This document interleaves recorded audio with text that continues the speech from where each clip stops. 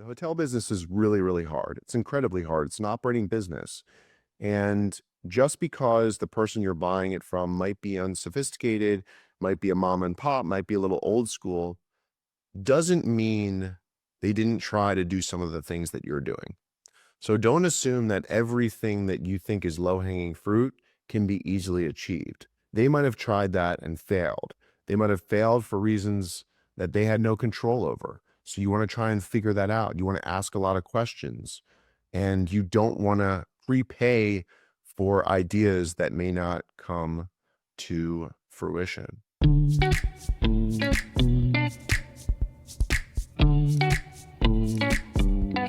All right, who's ready to do this? Coming in, finish the year strong.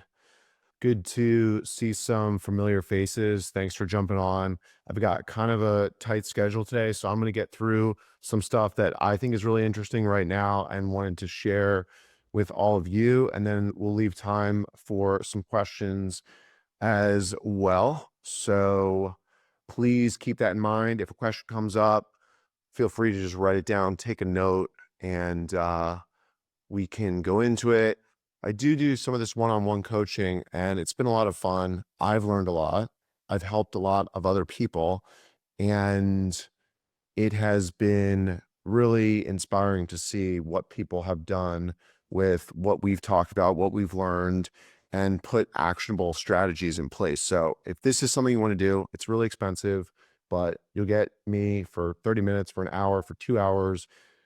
We can figure out something else if that works, but you can kind of book it initially just right on my website. So I wanted to point that out. And also, don't forget to tune into the podcast, because this is like free information. I just recorded one today. It is awesome. We have a lot of hotel people, a lot of real estate people. I have learned so much. I hope you guys are learning a lot as well. If you're not tuned in, check out Masters of Moments. What I want to talk about today is basically converting a mom and pop motel, probably in a resort area, into something cool, into a lifestyle hotel, into a hotel that's going to lead the market in ADR. And the reason why I want to talk about something existing is because a lot of these beach markets have motels with some great architecture. And a lot of the architecture now, particularly in hospitality, is terrible. It all looks commoditized. And hotels and motels from a certain time had a certain vibe and a certain thing that I think should be celebrated, and people will continue to celebrate it. And there are some of these hidden gems found in some of these areas. And I think there are some really interesting opportunities to turn some of these around. So I'm going to highlight, here's what we're going to talk about: converting them, how you have to think about it, how you have to program the new hotel, what the renovation scope and plans might look like, what amenities you need to think about. Because the people that develop these crappy little motels, they weren't thinking about how you think and how I think and how people are traveling today. So we need to jazz these things up if they're going to be viable. This is not your mom and pop's motel. This is something new and special. Talk about the potential risks, how to underwrite the deal, and some operational considerations. So just to kick it off, okay, I think there are some examples that you can stay at, that you can experience, that are just unbelievable, that are kicking ass, that I want to point out to you in case you are not aware. This one is called Sunset Beach. It is in Shelter Island, New York, which is the Hamptons. It was created by Andre Balas, who owns the Chateau Marmont in West Hollywood, a real amazing hospitality guy. He also owns Chiltern Firehouse in London. He was kind of like the founder of Standard Hotels. Really amazing properties. And let me tell you, this thing is anchored by some amazing food and beverage. It's right on the beach. It has an amazing location, which is key. We'll talk about that. And it does really well. It's a mainstay. It's sold out for the entire summer. Very, very cool property. Another one, the Standard Hotel in Miami Beach was like a motel. I think it might have been a nursing home. I remember I was in college and a friend of mine had the opportunity to buy it, I think for like $10 million or something. Back then, he owned a bunch of hotels in Miami Beach. He was thinking about it. This thing is waterfront on the bay. The architecture is iconic. The setup is iconic. It has one of the best pool scenes in Miami Beach. But if you looked at this thing in any other market, you'd be like, it's like a crappy little motel building, but they have done it right. The landscaping is out of control. The interior design is great, but the rooms are simple. And it was also done by Andre Balas, similar to Sunset Beach and Shelter Island. And if you look at those rooms, if you go Google those rooms, they're pretty basic. Here's like the little coffee shop in Standard Miami Beach, super vibey. Interesting note, one of the best hotel investors out there, Barry Sternlicht, bought this hotel during COVID. He stole it. The family that owned Zara, I think, owned the hotel, and the deal came to him. He was able to move quick, and they had just spent a ton of money renovating the hotel, and the NOI wasn't that great. He came in, improved the asset management. I think he took over the management as well from Standard. I think they do it in-house.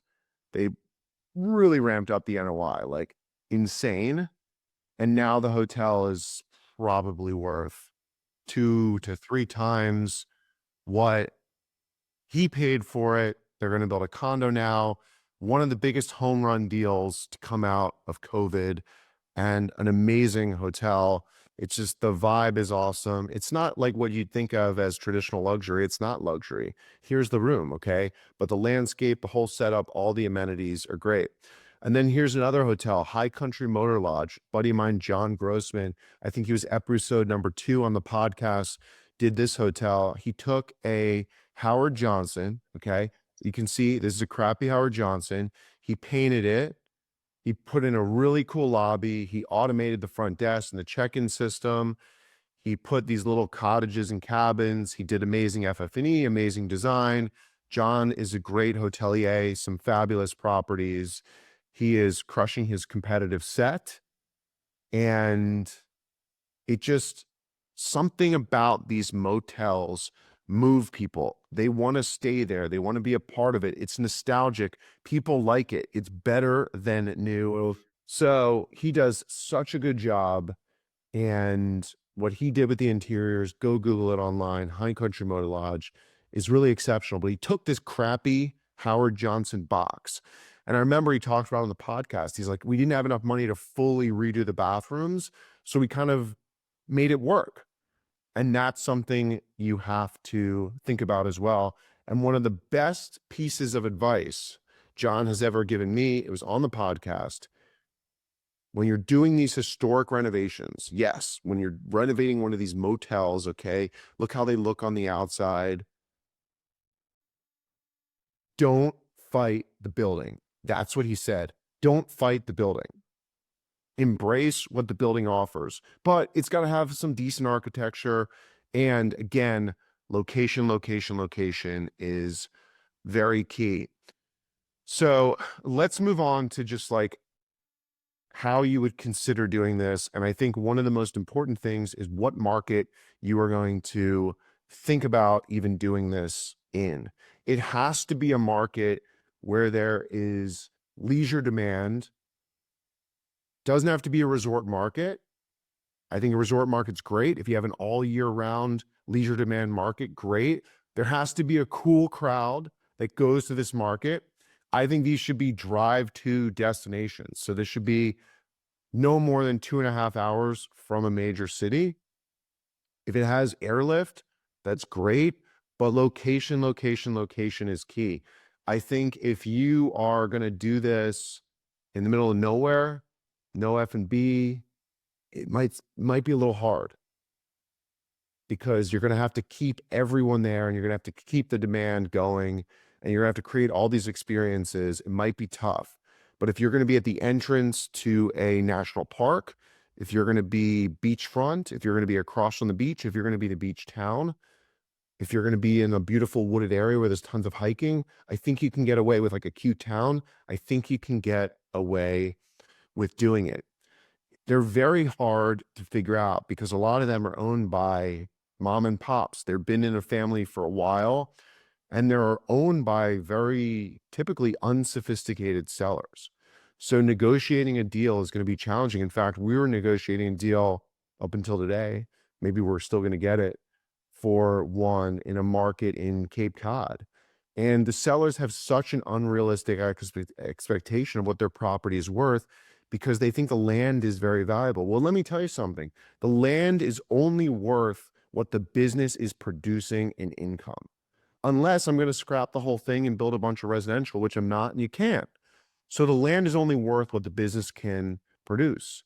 And it's great. People will love to tell you all the good ideas I have. Well, if it was so easy, why didn't they do it?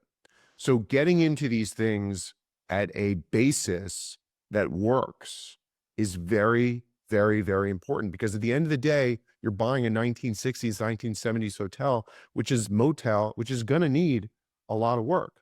Okay. It's going to need a lot of work. And you cannot let the seller take all of your upside. So basis is really important. Location is incredibly important. I think the aesthetics of the building are also incredibly important. You have to think about that.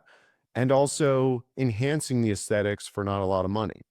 Landscaping usually can always be enhanced at these properties and there's always a huge opportunity. So if you're looking at one of these properties and you have a small landscape budget, you're either in the middle of the woods or you're not underwriting it properly because the rooms are pretty small. They usually lack significant amenities because these were small buildings. There's not a lot of interior lobby space and different spaces. So you're gonna have to enhance the outside. Maybe there's a pool. Maybe you do a Nordic spa like John did. Maybe build a beautiful patio or deck under a big tree and put a little bar out there. Maybe you can add a little hut for meetings and little corporate events and little retreats. That could be cool. You have to think about what you can do. Maybe add a pickleball court or a padel court. You have to think about what you can do with the land, how you can enhance the land. But the best and cheapest way always is to just landscape the heck out of something. And with these hotels, there's always a ton of opportunity. Motels, there's always a ton of opportunity to do that. And I would encourage everyone to really over allocate to the landscaping budget. The other thing you need to think about from a building standpoint is what can I do to the building? Can I add on top of it? If it's a single story, can you add another story? If there's a very small lobby, can you add an annex with a little bar and a restaurant? Can you add a patio? If there's no pool, can you add a pool? These are the kind of things that really need to be thought through because again, these hotels were built like a motor lodge with no amenities. Speaking of motor lodge, parking is a big consideration. So in this one that we were looking at in Cape Cod, there's tons of asphalt everywhere because people drive their cars. There's a missed opportunity on the landscape side. Well, let me tell you something. A lot of people are driving less. You might be in a drive-to market, but doesn't mean everyone drives there. So maybe you need less parking spots. And who wants to park their car right in front of your like room? Like that's not cool. Maybe unless you're in Texas and the guy likes looking at his bed or looking at his truck from laying in his bed out the window. But if you're in one of these resort markets, keep the cars away, over landscape.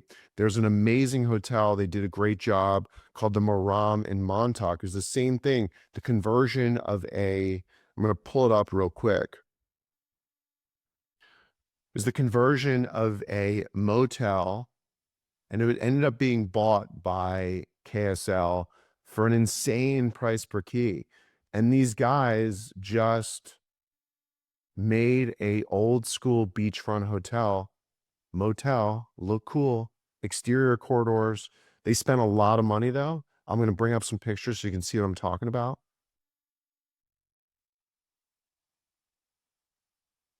So you can see this.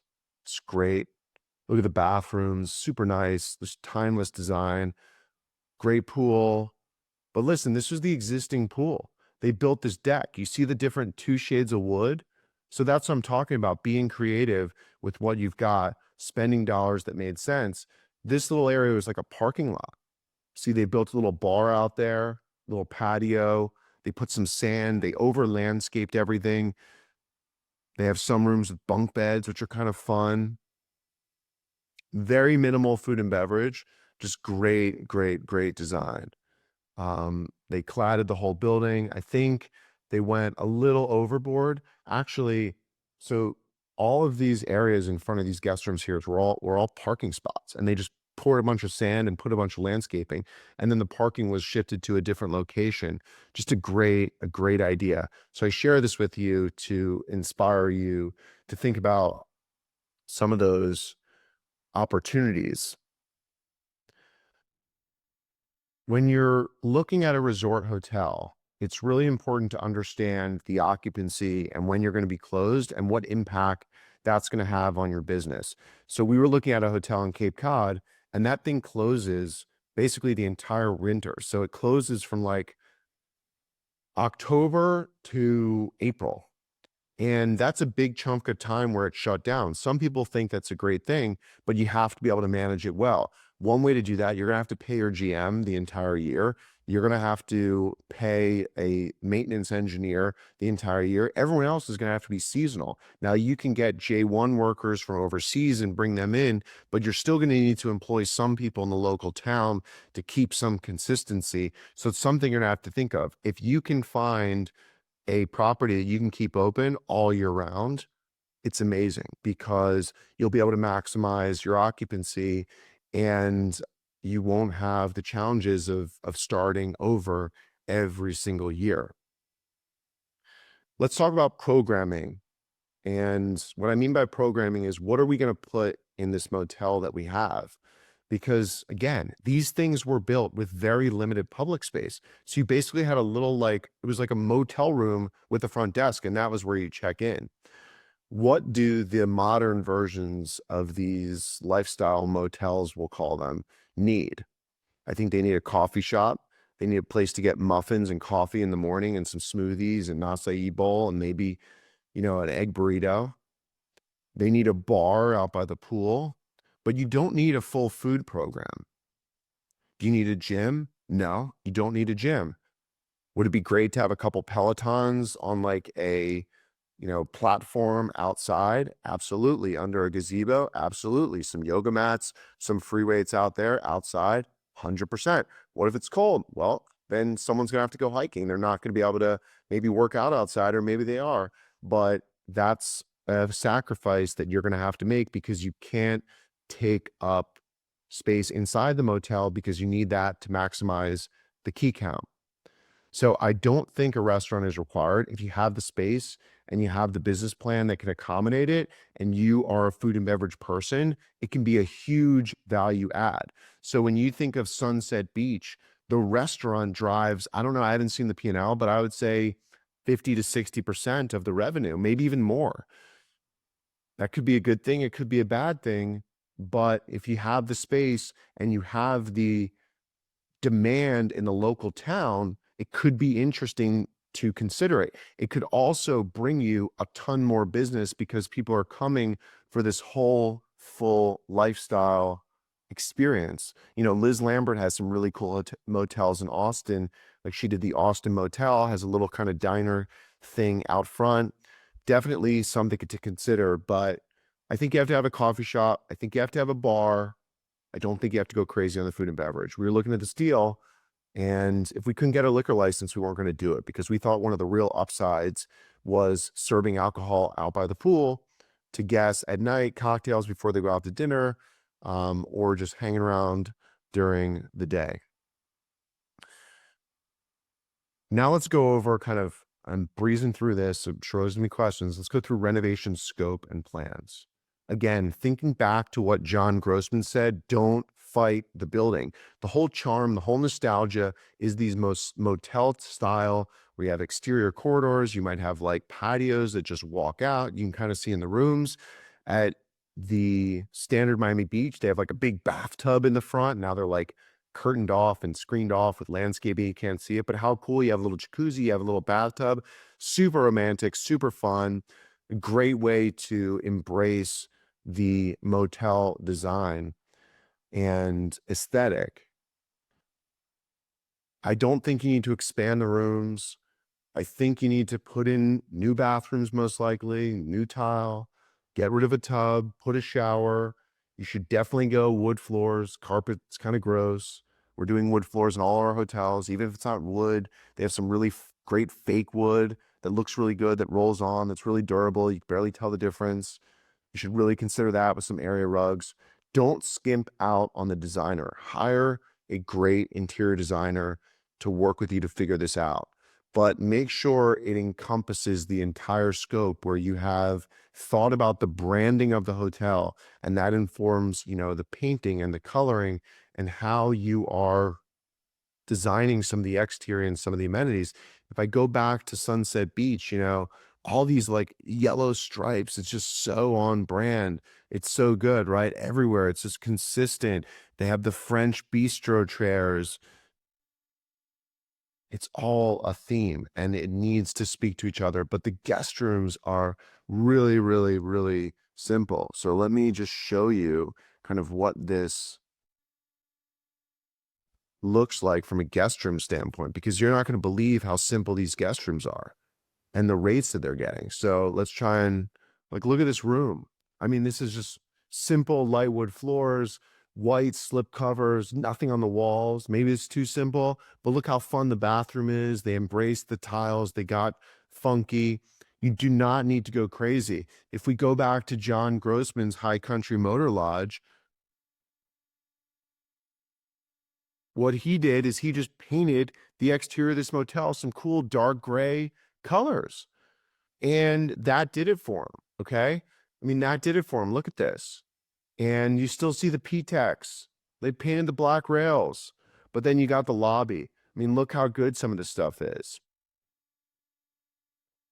So spend money where you can get an ROI, and spend money to make sure that you are creating a vibe, an experience, and a brand, but don't overspend in the areas where you're not going to get a return. You're always going to get a return on alcohol, I think. So build a nice little bar. I think that's a good use of dollars. What John Grossman does here is he has like a, no touch check-in. Let me see if I can grab a picture of the check-in experience, but there's basically a bunch of kiosks in the lobby right here. So there's a bunch of kiosks in the lobby. And what you do is you have lobby ambassadors, running all around, and they can help you check in, but they can also make you a drink. They can also tell you about the restaurants in town. They can tell you what time the national park opens. They can tell you how to get there, but you check in, you make your key, you do it all yourself. And that's an opportunity to save money and to save space. You don't need the big old school check-in desk. And a lot of these places, you can set it all up with your phone. So you just check in right with your phone, access your door right with your phone. So there's a lot of opportunities to be smart. And there's a lot of kind of tech that you can use that the big brands won't let you lose. But if you have an independent motel, lifestyle motel, you can do it. So that is a great opportunity and a great way to save some dollars. Next, like we'll talk about a little bit, just very high level, how you underwrite these hotels. Base case, you cannot assume the seller's financials are legitimate. You are buying from a mom and pop seller, likely unsophisticated. They likely don't audit their financials. They don't probably have a lot of partners that are that focused. They might have a lender that's asleep at the wheel. Do not rely on their financials. Use them to inform some decisions that you're making and to kind of figure out where things are, but base your financials off of other information that you have from your history, other information that you can garner from the region, and put it together yourself. Do not rely on their financials and bank on them. In terms of underwriting top line revenue, go get a STAR report. Not a lot of these small hotels participate in STAR, but there will be some. And if your hotel has some scale, like if we're talking, call it 50 rooms to 100 rooms or 40 rooms to 100 rooms, you can likely find other hotels that are comparable in the market or in other kind of drive-to markets that are very, very closely similar. But be careful about that. Nantucket is not Provincetown, Massachusetts, different markets, different price points.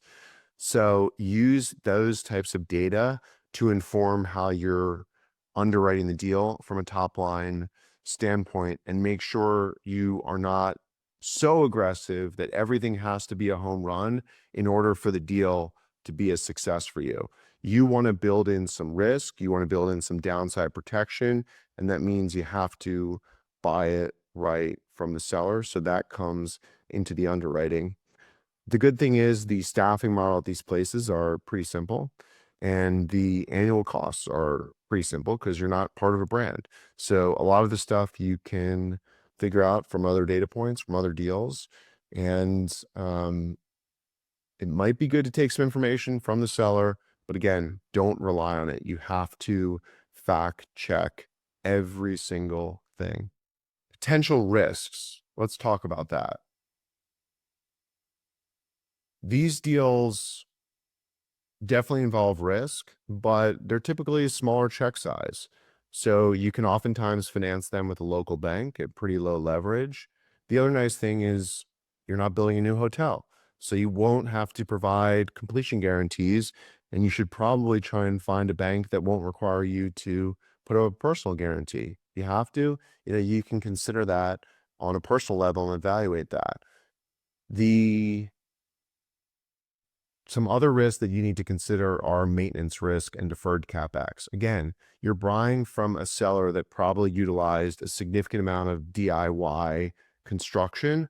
So you got to be careful with some of those things that you're getting into, and you got to make assumptions on what you're going to do from a CapEx standpoint and what limitations you might have with the existing infrastructure. There's always a risk whenever you're doing a big renovation or a big CapEx. In a renovation project like this, we would always include a 10% contingency, but because the project is maybe a smaller key count, so if you're assuming like I'm going to spend $40,000 or $50,000 a key to renovate this, but you only have a 40-room hotel, well, you're not building yourself maybe enough coverage on your public space, your landscaping, because the key count is smaller versus if you had 100 keys and you could spread out some dollars in the public areas, there's just less to go around on a smaller hotel. So you might want to break out some of these bases in a more specific way. Another risk is that you're an independent hotel. So you're going to have to develop a kick-ass website, kick-ass social media strategy, and generate your own business. Now, there's a bunch of groups like, Lifehouse does revenue management for people, but we have our own revenue management team. I think I have 4 people in revenue management. So we do that all in house, and it's a huge value add for us. But you have to be on top of revenue management in these type of hotels, and that's setting the daily rates based on the demand in the market. And at some of these smaller hotels, the sophistication level isn't always as high. So that's definitely something to think through. Another risk is over assuming opportunities that require input and approval from the city council or governmental bodies. So if your whole business plan hinges on building, 5 cottages in the back, but you don't have any approval and you don't know if it can be done, well, then I probably wouldn't underwrite that until you have confidence in that business plan that it can be executed. If you are opening up a bar and you don't yet know whether you can have a liquor license, don't assume the bar on the liquor license. Those are, definitely some potential risks that we've come across that we've thought about. And the other thing I would say is that the hotel business is really, really hard. It's incredibly hard. It's an operating business. And just because the person you're buying it from might be unsophisticated, might be a mom and pop, might be a little old school, doesn't mean they didn't try to do some of the things that you're doing.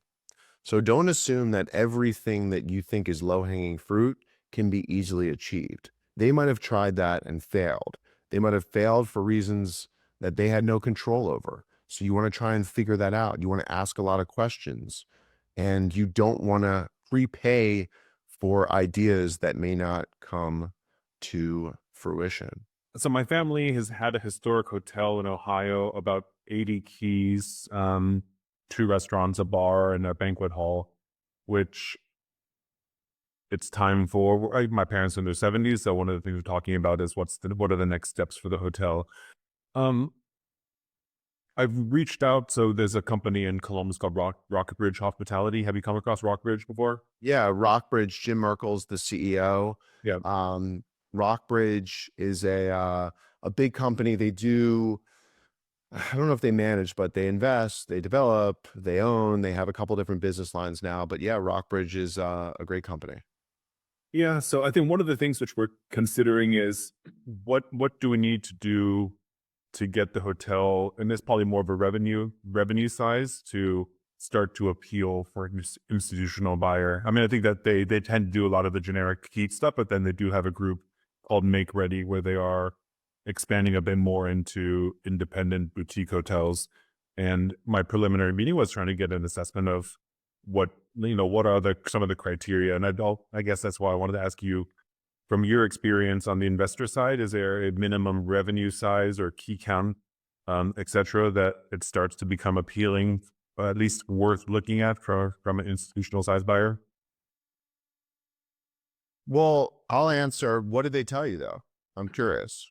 They said that the property is a bit too small for them, but obviously, and I think their latest funds are for $500 million of equity capital, so I can understand that they're looking to deploy in bigger chunks. But yes, we're also on the bigger side and there's a universe of investors out there.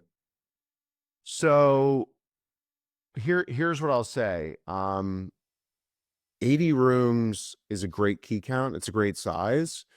And I mean, you know, we were looking at a hotel that's 30 rooms that's doing $1,000 ADR at 70% occupancy.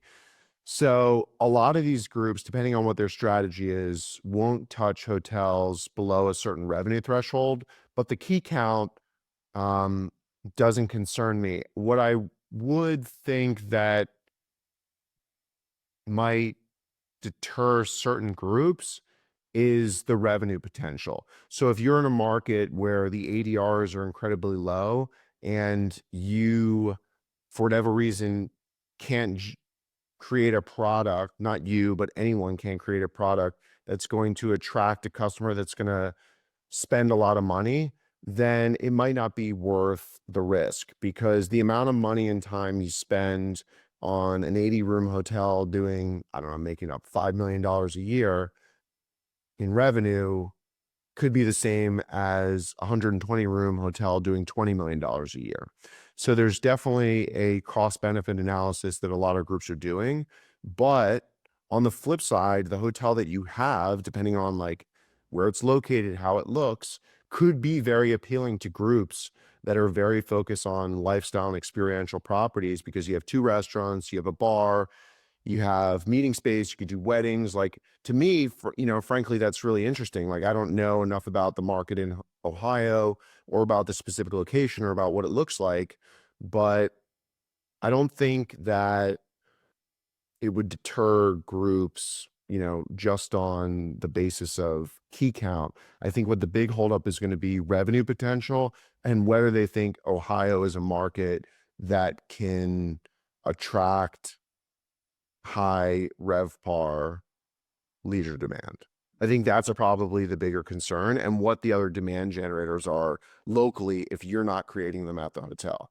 Yeah. Now, I think where it is right now, combined revenue between the hotel, F&B, et cetera, is in the 2.5 region. And I think that that's why our thinking is, if we do a larger CapEx, redo the F&B, if we can push that revenue number closer to 4 to 5 million. But then that's why I'm curious, even at 4 to 5 million, would that get on anyone's radar, or just way too small?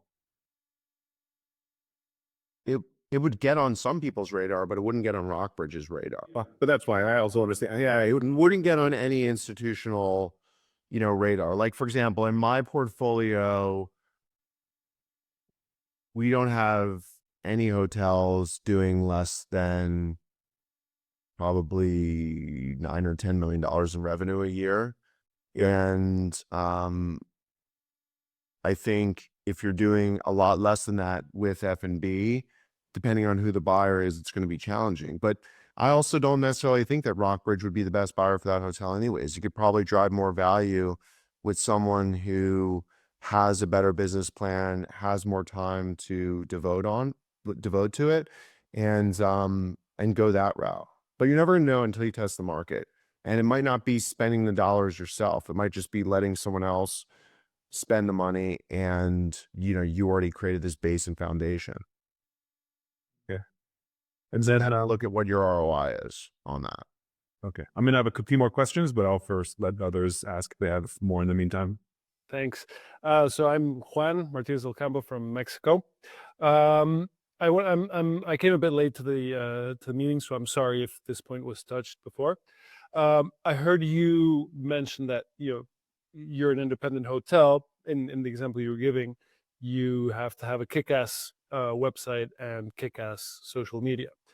So as an independent hotel, having kick-ass website, kick-ass social media, is that a way to organically grow your customer base, your revenue, your reservations, etc., to is to steer away and steer clear from the platforms that eat a chunk off your with their commissions.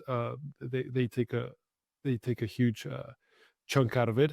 Is it, in your opinion, is it worth kind of going the independent route at risk of not getting to as many eyeballs, but having a plan to grow and keep that not pay them their commission, or uh, use the platforms as a way to attract revenue, again being an independent hotel?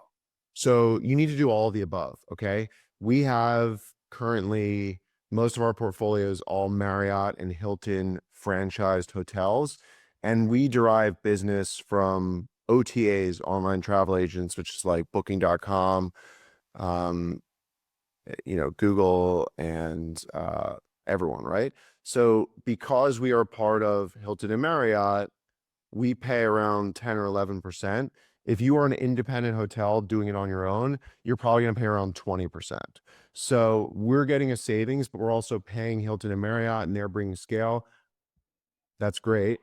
But the more business that you could book directly on your website, the better, because you're not going to pay any commission.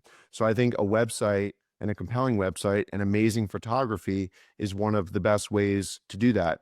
We use a company to create our lifestyle websites, and some of the biggest players do too, called Tambourine. And Tambourine's based in Florida. They're a great company. This is all they do. And they actually charge like a monthly fee. So what's nice is your upfront cost is not that significant, and you could do like constant, updates. But they do a lot of things on the revenue side, on the reservation side. You can track where people are coming from.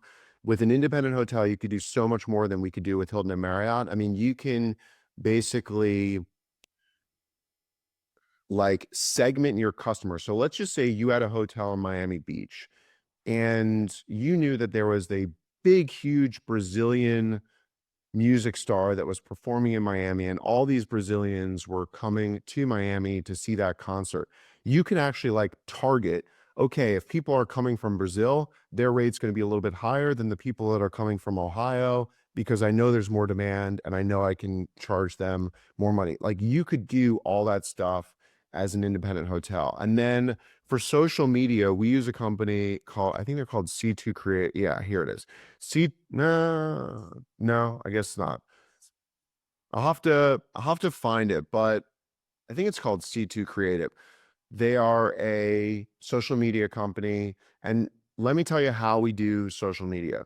So we just opened up the Moxie Hotel in St. Pete. So if you go to their Instagram channel, you will see a ton of content. And we have influencers coming to that hotel multiple times a week and they produce content. And we just opened up the rooftop restaurant Sparrow, and we have the same thing. Influencers come. And the amazing thing about that is we get the rights and the hard copies of all of that content that they produce that we can then reuse across all of our social channels. And, these are like really creative people that have a big following because they know how to take good pictures and videos. So you're getting world-class pictures and photography basically for free. You're trading a free night and, free dinners and whatever we're giving them in exchange for that. You should definitely take professional photography that you're going to utilize on your website, but influencers is very, very, very important. And then you can also do targeting advertisements, which we do as well. We use a company. I'll give you this company. Let me pull it up. Sorry, does C2 Creative bring these influencers, or? Yes, good question. C2 Creative manages the influencers. So like they find them, they send them to us, we approve them, and they deal with all that. Like, you don't want to be looking up influencers online and figuring out if they have a good following. And you also want influencers that are relevant to your market. Like, you don't want to bring someone that focuses on, I don't know, nature travel in Antarctica to your hotel in Mexico. It's just irrelevant, right? So you want the people that are going to take good photos, that are going to have a following, that are going to go to your hotel. And then for e-commerce, we use this company called Mapletree, and they handle all of our e-commerce. That's like SEO, Facebook ads, Google ads, all this kind of stuff. And they used to work for Marriott, and during COVID, they spun off and created their own firm. So for things that we think others can do better, we outsource those items, and we're happy with the results. There's also Lifehouse now has like spun out more of a revenue management side and like a website building side. So they have a lot of experience building independent hotel websites, small hotel websites. So that would be an option. But let me show you like what you're competing against, okay? We came across, in doing research in a market, we came across this hotel and this website. So this is the website, okay? Yep. I mean, look at, what is this? Like a crappy photo. Like, I don't even know what these lines are. There's cookbooks. I don't even know what this is. Like, there's random pictures. Okay. Whatever. What bugs me the most about hotel websites is how quickly you can find the gallery. You have to find the gallery quickly. And if you look at all of Tamburine's websites, they like lead in with a video. So any website that they're doing, they have like a video that they are leading off with.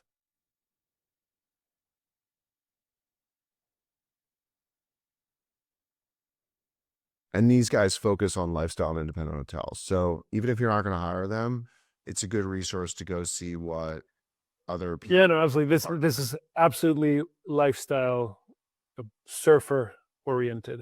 100%. So like Lifehouse Hotel. So we can go here. They have a company, work with us for hotel owners.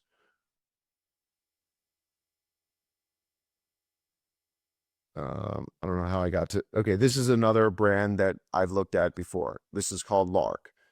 They have like these cutesy little motels all around, these little retreats, but like already they're setting the vibe and the tone of what you're going to experience. Like, you get it, right? It's Absolutely, obvious. So hopefully that was helpful. that is very helpful. And yeah, like as much as we can, steer it clear from the platforms to get stop getting fleeced. And Yeah, you're getting fleeced, but honestly, you get a ton of business from them, and like it's not the worst thing. Like, we get a lot of business from OTAs, and people habitually go to booking.com and hotels.com and they book stuff. And sometimes you can prevent that, but sometimes you can't. So you want to work with them too. We spend a lot of time and effort. I actually rate my revenue team. We grade them for how detailed and how complete our pages are on the OTA websites. And that means that all the pictures must be up there, all the details, all the amenities. Like we take that very seriously because it's hard to get business and you want as many distribution channels as possible. Now, if you're talking your 5 or 10 room hotel, then you don't need them. But if you're talking, something with 40, 50, 60 rooms, you probably need them. Sure. Appreciate it. Everything that you've said has resonated with the exact scenario that we're trying to pursue right now. So, my wife and I are located in Denver. We are literally offering on a motel in Northwest Michigan. They just changed agents. It's been really hard to communicate with the mom and pop, like everything that you've talked about with the Cape Cod scenario. This is it in a different zip code. Yeah. So I guess my question is like they've shared their P&L with us for the last 3 years. Right. Very underperforming asset. They haven't changed their rates, I think, in 3-4 years. Forever. We don't even know like what happened beyond there. So they could be stuck in 1986 for all we know right now. So we see a tremendous upside, but the offers and the conversations that we've had to date, comes down to sale price. Of course. So what they've presented from a business opportunity does not support their sale price. So do you have any strategies or suggestions on how we have those conversations through an agent? Unfortunately, like we can't have direct conversations with the seller, but do you have strategies that we could kind of employ to get to a fair market value based on either what their current business is, or do you kind of have to meet a little bit middle to what the business could be? So, as of today, I mean, I just failed my negotiation. So, my advice is going to come from, experience, but we've also won a lot of negotiations. So, here's a couple things that you mentioned that I think are common. When we're buying normal, like hotels that we're buying that are, $10 million or more, $20 million more, whatever, $50 million, they have a professional hotel brokerage team. And what that company does is they set a broker's opinion of value. And before the property's marketed, and these guys are smart, they sell hotels, they don't waste time. They put together a ton of research. Hotel brokers probably are the hardest working brokers there are because there's a lot of work that they put in. And they know what they're talking about, and they're not going to take a deal to market unless, it's a reasonable price that they think they can transact at. Most of the hotels that you're talking about and that we just were looking at are being rep by like residential brokers. And I'm sorry to say, but these people are clueless.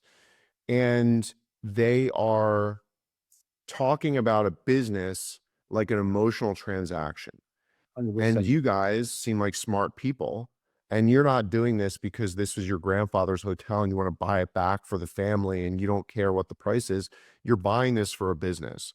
So you're fighting a battle between two different schools of thoughts. I always think it's like impossible to negotiate with a middleman. So what I think you need to do is try and get on the phone with the seller. And you could also position that conversation as a fact-finding due diligence type conversation, and then, work and talk about price. But you're not going to be able to negotiate effectively if you don't know what's motivating the seller and you don't know kind of the little tells that they might reveal to you in an in-person meeting or in a phone call. Might be worth trying to have an in-person meeting with them because they might reveal that they own 3 other motels and they need to do this big renovation, or they're doing the renovation. They kind of like are running out of money. And now they need to sell this one in a hurry, or they need to get whatever they can get and move on from this one and focus on the other ones. You might find out that the parents own the hotel and the kids are doctors in New York and they don't care what happens to this thing. So you have to really understand who you're dealing with. But at the end of the day, if you attempt to let them negotiate against themselves when you're in the room with them or you're on the phone with them, by being silent and by listening when they kind of start talking price, if they seem very comfortable and they're not really talking about, well, I might consider this, if this, if it, then you might not be able to negotiate with them, and they might be pretty firm in their number. But let's just say you get kind of close. There are ways to structure deals creatively from like a creative finance standpoint that could potentially be interesting. Seller financing is the most obvious and easy. The other one could be like an earnout structure. And we recently proposed this. So let's just say you guys have this big difference on value. And by the way, they might have a difference on value because they have a beachfront property and they're seeing land sell for $1 million, like a lot for residential homes. And they're thinking, well, I've got like 5 lots, so mine's worth 5 million. Well, unless that thing's going to get knocked down and 5 houses can get built there, it's not worth 5 million. It's worth what you're talking about, what the business is generating, and maybe some middle ground between what you think you can generate. So Barry Sternlicht, the first W that he did was the conversion of the Holiday Inn Hotel in Chicago. And Barry didn't really pay what the Holiday Inn Chicago is worth. He paid a little bit more because he knew he could make a lot more by converting it to the W, and there's this big business opportunity. So it's not always just like paying them maybe on a cap rate what they're doing. I think there's a little bit of, you know, work that you have to do to get closer to their number. But the other earnout component, you know, that we threw out there was like, listen, we're doing this for business. Here's our numbers. We think that in 5 years from now, if we hit all of our metrics, that this property is going to be worth, I'm making it up, $15 million. Okay. How am I supposed to pay you $12 million right now? It's like, if I only think it's going to be worth 15 million in 5 years. But, you know, don't tell him this, but you can create like what's called a schmuck insurance. So where he doesn't feel like he's getting taken advantage of. So you say something like this, well, if we double our equity when we go to sell it in 5 years, then, you know, we'll give you $2 million after we double our equity. And then after that, you know, we get to keep the rest. Or maybe, you know, we'll give you $3 million and then we get to keep the rest. Whatever it is, they can have some sort of an earnout only after you hit a really great return on your equity. Don't do this where if you just like get your money back, then they're getting all this extra money on top because, you know, you took the risk, you put in all the work. And it should be a pretty decent multiple on your money because it's a hard business and it's not easy to do what you're doing, particularly in light of the performance that they're currently encountering today. Yeah, and you know, the scale of what we're looking at, just so there's context here, is this is a plus or minus $1 million property. It's 10 keys right now. It's got a couple cabins, a little motel feature, a barn door on it. So we're not quite into the 100, 200 plus unit properties yet. This is a stepping stone. Like, what do they want for it? They have it listed for just under 1.2. We put an offer in at 900. Okay. And they came back and said, well, we're closer to like 1.1. So at the end of the day, we're 200 off. Oh, they're negotiable. You gotta get them on the phone. Yeah, Well- especially not replying to us. I mean, that's the thing. It's almost like we've completely offended them with our offer. And so they just stopped replying. And They then, had a really bad, like, to your point, like, it's a small town in northern Michigan, probably more of a residential broker, horrible communication. So they changed brokerage firms, but we still have a middleman. Like your suggestions of trying to get them on the phone to understand what their story is, how can this be a win-win? We haven't succeeded in actually having a conversation with them, which we have asked multiple Yeah. So you know what you can do? again, Yeah, you know what you can do also is write them a letter and put your offer in writing, write them a letter and FedEx it to the address of the hotel or, you know, where their mailing address is that owns the business. It's their broker, it's not your broker. So who cares about this person? They're obligated to pay them a fee. And there's no rule that says you two can't communicate.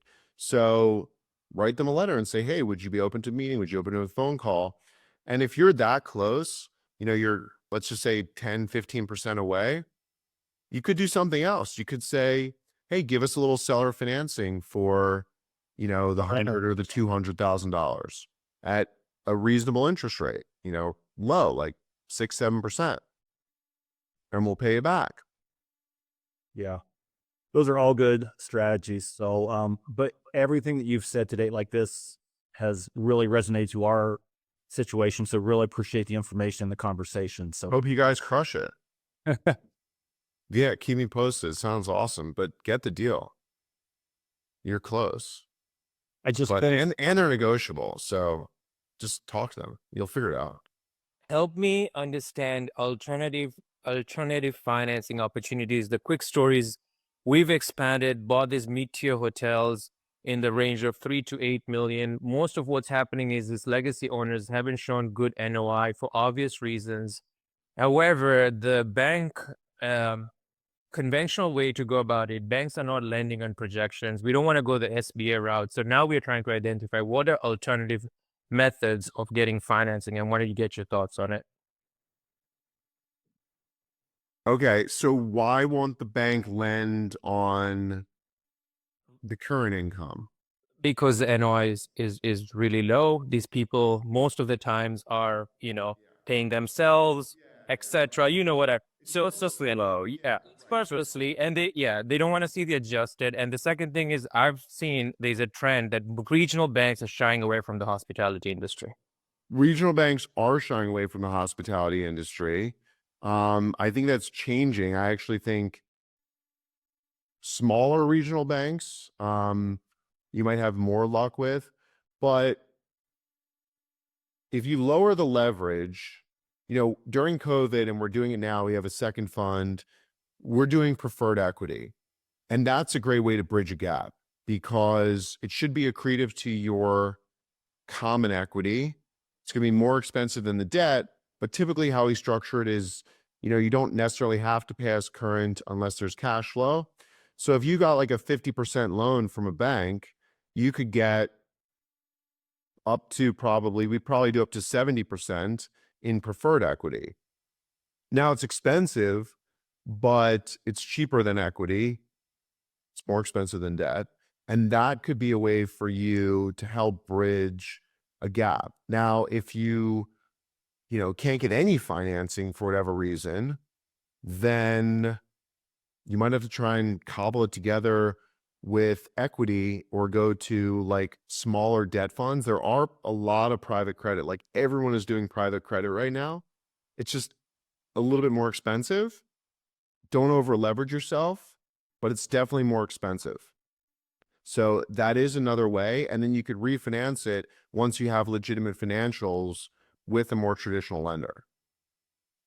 Thank you very much. Banks can square out the value based on price per key and replacement costs. There's other ways to appraise the property beyond what the financials are. And you could also normalize the financials as well for the bank. So, you talked about projections. Well, keep their revenue the same. If you think that the revenue is legitimate, or show a star report and layer in, the value today based on some of those metrics. That would be how I would try and solve the issue. Michael, what's up, man? The Motel man. I was talking to a guy today who buys motels and converts them to multifamily.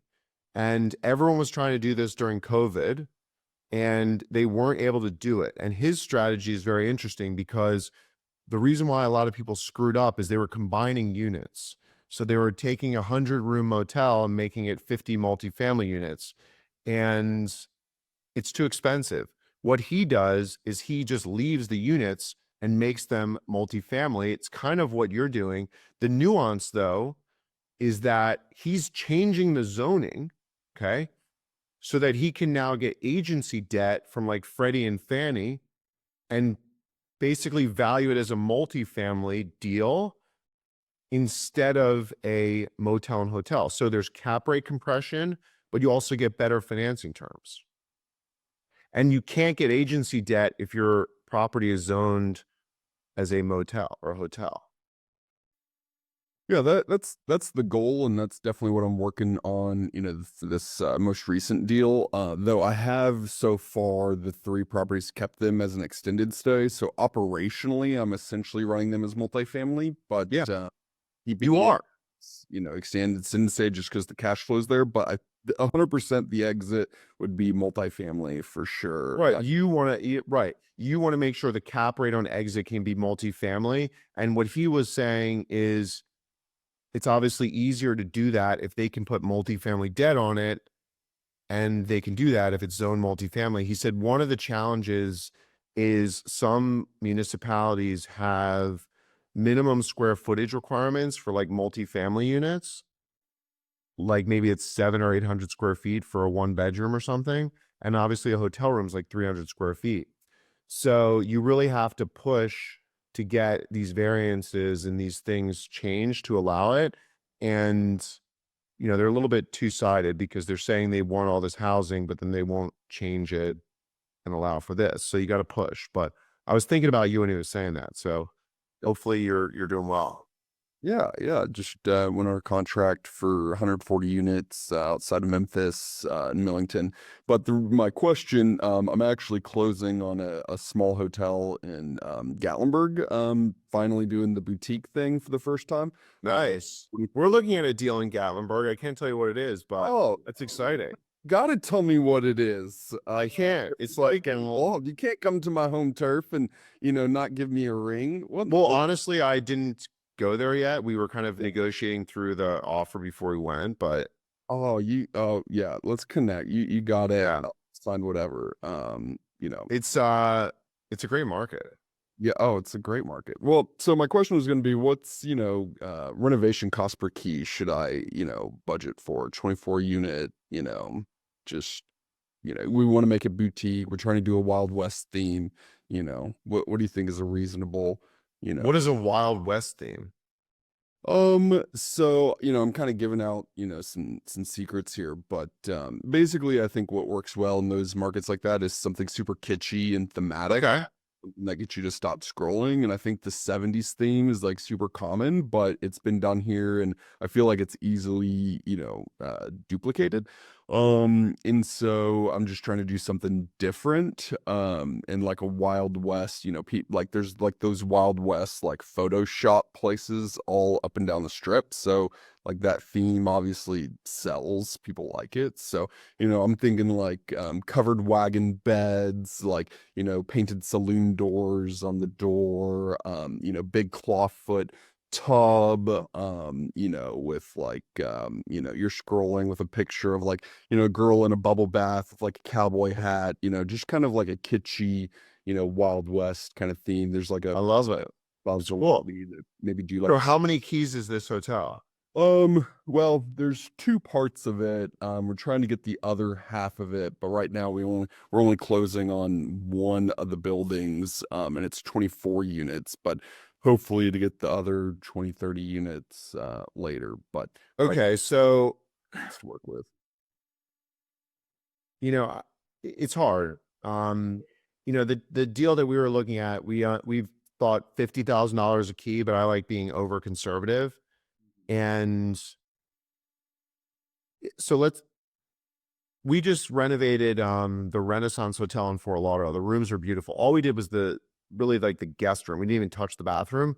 That was roughly $17,000 or $18,000 a room.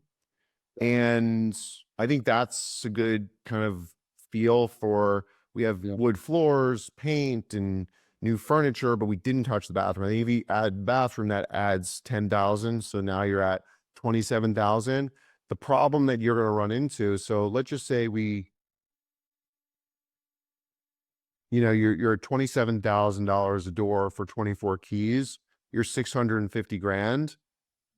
But what are you going to do from an amenity standpoint, from the lobby standpoint? If you say, oh, well, I'm going to spend another $10,000 on the lobby, if you're only 24 keys, right, that's 240 grand. But if I'm a 50 key hotel, another 10,000 gets me 500 grand. Yeah. So, you really have to, I think about how much the rooms are going to cost themselves, and then separately budget out what you're going to be doing in the other areas on like a price per square foot basis or something like that. Absolutely. And on these old hotels, there's a lot of messed up stuff in the walls. There's screwed up mechanical and plumbing, and it's old. So do you know, so this guy I know owns the Rocky Waters Inn. Yeah, Mahavir. Yeah. You know him? Cool deal. Yeah, yeah, he's super. So this is a cool hotel, but actually Are you doing the deal with him? maybe, Maybe. but we'll see. And I actually think his website sucks. So I guess here's the issue. Like, wow, beautiful picture, but then so this is a hotel and it's like a motel like along the river, right? And it's like kind of like hanging over the river. But when you're scrolling down, like you don't see any of that. Definitely should be the very first So picture. I'm like bummed out about that. Like you got to have a hero picture of like the crazy iconic thing. Like I guess there's this guy hanging out, but like that's not a big thing. And then when you go to the gallery, I don't really see any of that either. And this is why I don't like brands, right? Like you can look, he's a super smart guy. Like, hey, he's way beyond me. But the thing is, trying to do everything with the autograph collection and trying to be like the soft brand, like you get too, you just kind of like, oh, the brand's gonna give me revenue, like they're gonna drive me bookings. Like, oh, I don't have to worry about it. But it's like you know, if you just Yeah, they don't. like you They bring you bookings, but they don't bring you all your bookings. So exactly. you got to work for it. You got to grind. So you're getting into the boutique thing, man. That's awesome. Yeah, it was. Look, I think just because I've been buying all these motels, you know, I'm just getting to know all of the other hotels, and like just the networking benefits of hospitality are just crazy because you Love it. deal with a hotel and they like 5 of your cousins call them for a deal. So I'm literally just getting like given this deal for free, basically, that he already negotiated. He bought, you know, we're coming in being the operating partner, which I've also Love it. No, exciting. yeah, so he's got a great price on it. We probably, you know, double our money the day we close, but I think it'll set up for, you know, getting into that. So yeah, I'm starting. So how are you financing the 140 room one? Like, what's your structure on that deal?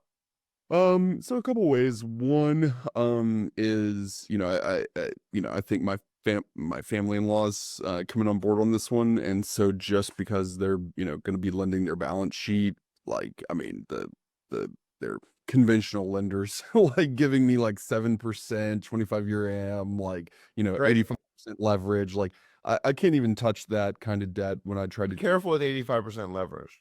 No, I know. I'm just saying, like, I'm shocked that, you know, they would do that on a. Relationship banks, man. If you got the relationship, it's a big value add.